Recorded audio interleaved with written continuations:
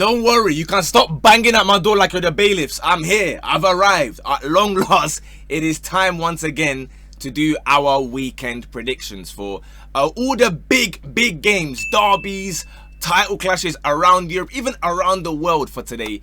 If you're unfamiliar with how it works, what I'm going to do is go through the Prem games that I think are relevant in terms of like the top 6 sides and whatnot, La Liga, Serie A, Liga, and Bundesliga, etc., and give you just my predictions on what I think was going to happen. This is not financial advice. I'm not saying now go and put your house on all 18 games. If you lose bread, that's on you. I'm not responsible for that one. But if you make some bread, you know what to do. Hit a little subscriber. We've just hit 54k, so road to 55, 56, etc. We're going to be getting there slowly. You guys seem to love it because I take it as a compliment that you guys hustle me, because it means that we're doing well, right? I keep on getting many things right, so you want more and more. Don't worry, I don't take offense to it. Just be a bit polite about it. Let's start, I guess, in chronological order, right? So I know, obviously, this game, Newcastle City, is massive. The Arsenal v Spurs derby, but let's go to lunchtime, right, where Burnley will be facing Chelsea. As far as I'm concerned, guys, this should be a picnic at Turf Moor for Chelsea. Now, I know there's going to be no Cole Palmer. He's had a toe injury.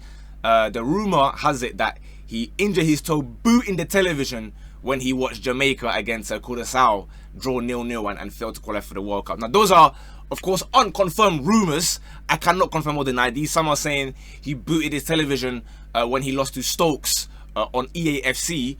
Again, I can hear why he'd be angry. But regardless, I think they've got enough quality in this team. Delap and João Pedro playing together again.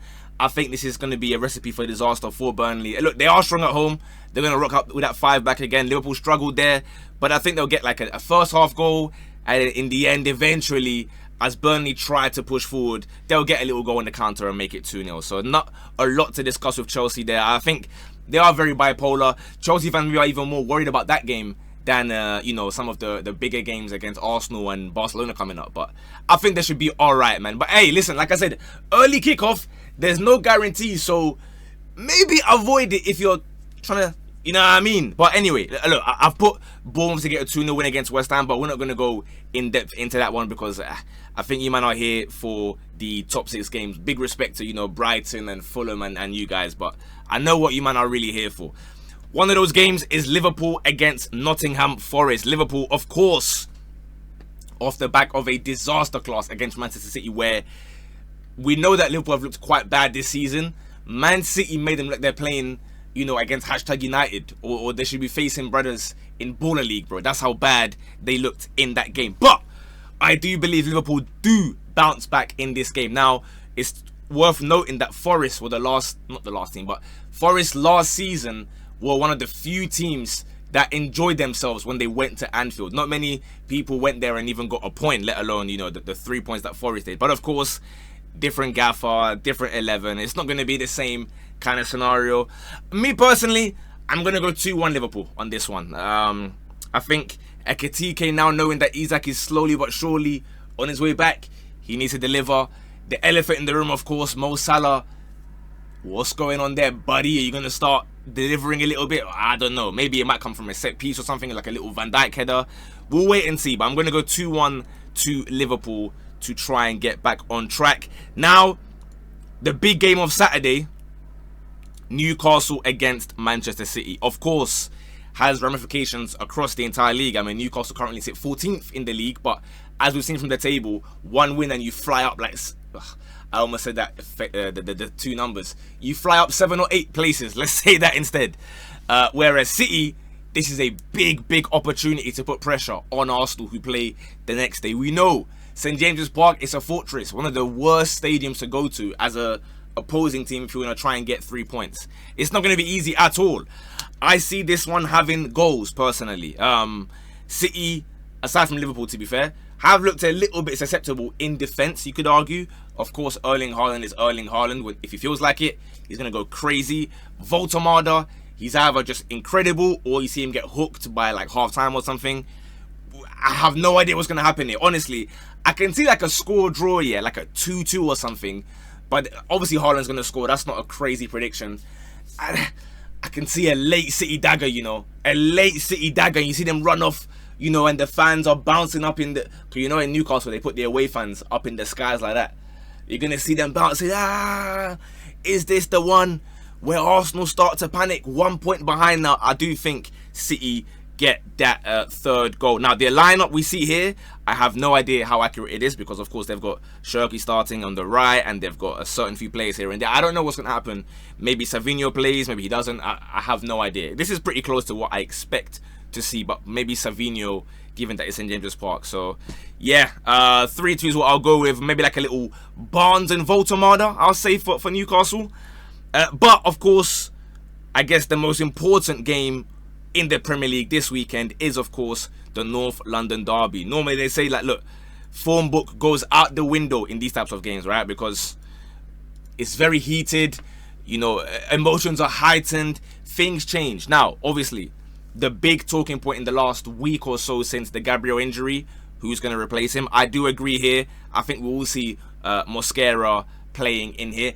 And to be honest with you, I don't think it's a massive drop in terms of defensive quality, right? I think Mosquera, we've seen at Anfield, in the Champions League, and a couple other games, he's a more than adequate replacement for a couple games. It might have to be a month or two, given I don't know how long Gabriel was out for. I don't really keep tabs too tough like that. It's the other side that is a big miss, and the leadership qualities. I'd argue, I think I said it a couple months ago, Gabriel, despite the squad depth Arsenal have, Gabriel's probably the most irreplaceable, because he is someone that will put his life on the line for every single tackle, every single block. And then, of course, he is the set-piece captain at the other end, bagging headers, getting assists from headers against any team, small teams, Atletico Madrid, who, you name it. He's there scoring and assisting. They will, of course, miss that. The issue is, bro, this Spurs team here, this looks a little bit smelly, bro. I can't lie, bro. It looks a little bit stinky. Now, granted, again, Arsenal are missing what? Gyökeres, Havertz, Jesus, all their strikers are gone. So Marino's playing. Obviously, Madueke is not there. Martinelli's not there. So it's not as though Arsenal are like fully firing either. But I struggle to see where Tottenham really do any kind of severe damage. Now, the centre backs, of course, are really good, so they could, you know, make it a hard time. Of course, Eze and Simmons is going to be a battle that many people are waiting to see. Is it going to be let it all work out, or is it going to be the fake let it all work out? I'd argue Eze has a far better game than Simmons here.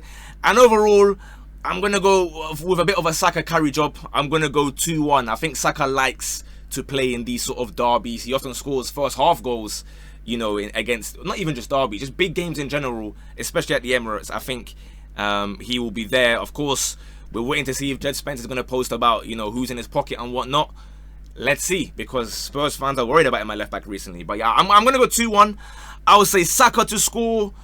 I will go with one of the centre backs maybe. Palhinha could score as well, you know.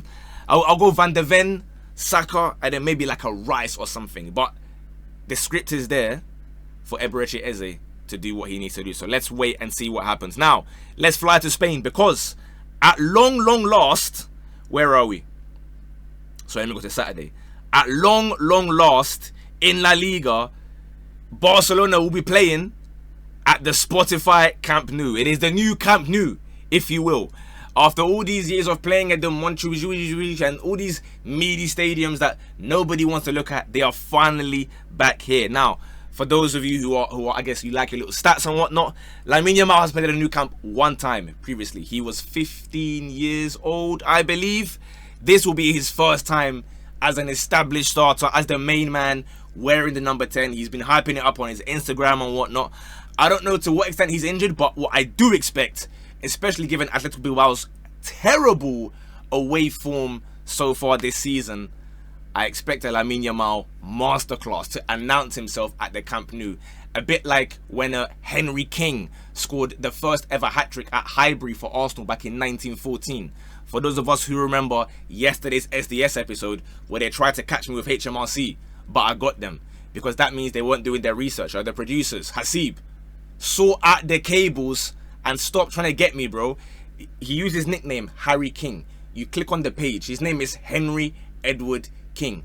Refer to him by his government name. You're not boys like that. So Henry King, big up him on his hat-trick.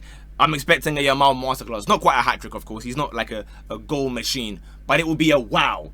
He has really, really arrived at the stadium. And I'm expecting, look, for me personally, Bilbao, they might just get a goal here and there. Maybe one goal, because we know Barca.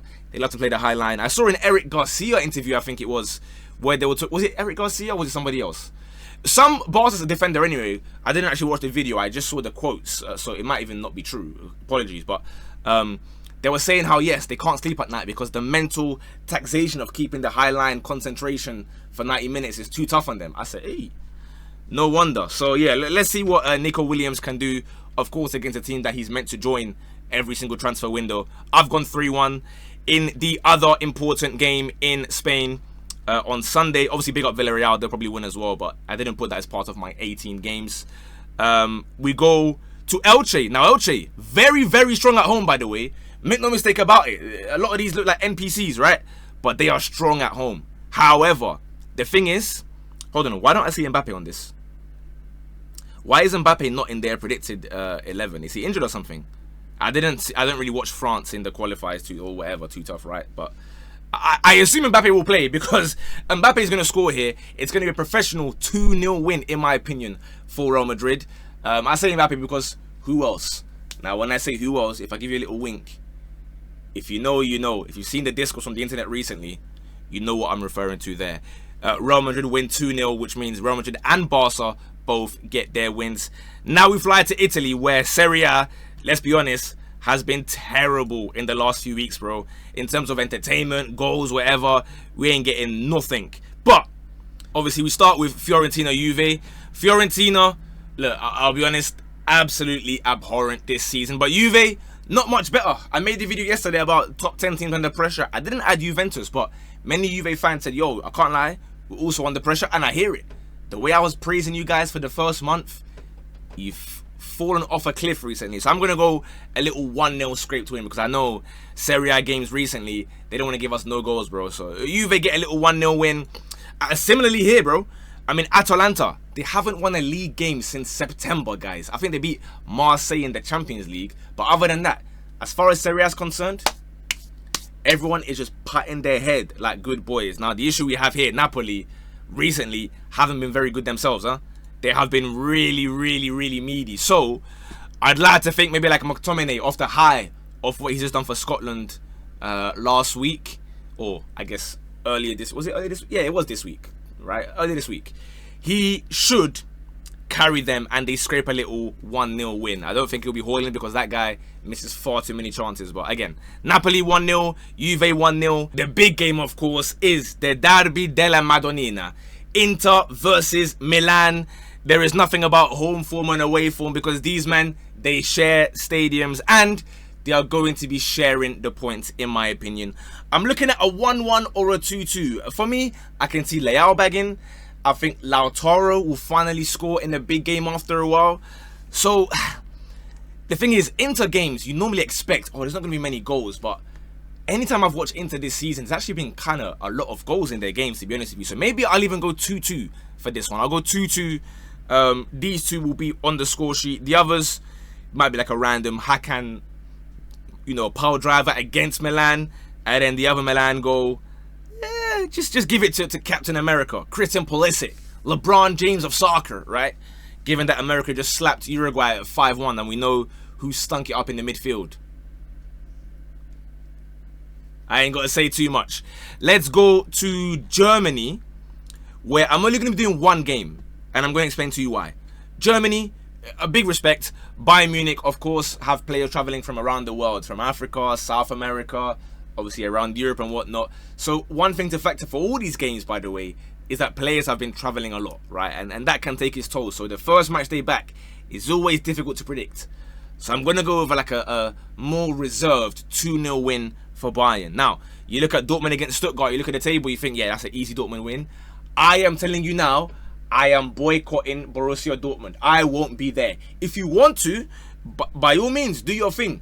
I don't trust Borussia Dortmund in anything anymore, so I won't be going there. In fact, I'll instead be going to France, where PSG should pack Le Havre. They should make them pass the pad with a comfortable, we'll go 3-goal win. Do I say 3-0?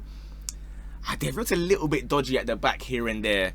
But yeah, I don't think they're really going to get trouble too tough. They're going to have players coming back. Now, another thing I have to factor in that I forgot about actually, Champions League midweek coming up as well. Some teams might rest players, some teams might bring guys off for 60 minutes. I don't know what's going to happen, right? I can't see the future. On paper, they should win this game 3-0.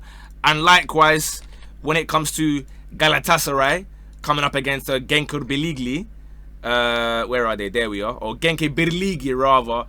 I'm expecting another 3-0 whitewash. I think Osimhen, obviously unfortunate with the injuries and whatnot for Nigeria, but when it comes to the Super League in Turkey, they have ample replacements that just come on and just bag a brace here and there, so no problem for Galatasaray. In the Eredivisie, there are 3 games. This is what scares me, however. Now, normally in the Eredivisie, it's not good to go for all 3 big teams to win, but I think I'm going to do that because Ajax are going to get their 2-0 win, and then NAC and NEC, who play on Sunday, both get popped 3-1. Obviously, PSV to beat NAC Breda 3-1, and Feyenoord to beat NEC 3-1 as well. And finally, just to make it a bit international, we go to Flamengo, who are playing against Bragantino. Now, the thing with these guys, they ship goals like no tomorrow, bro. Like, bro, they've conceded 50 goals this season already. So I expect a flood of Flamengo goals. 3 goals, 3 points. Bob's your uncle. Let me know what you think of my predictions. Of course, comment the ones for the big games or whatever you think you want to predict. No editing, don't cheat. And of course, like the video, put your predictions so that we can see who got them right on the weekend, and subscribe to come laugh when I am wrong. I will see you guys tomorrow for the Saturday review in a bit. Bosh.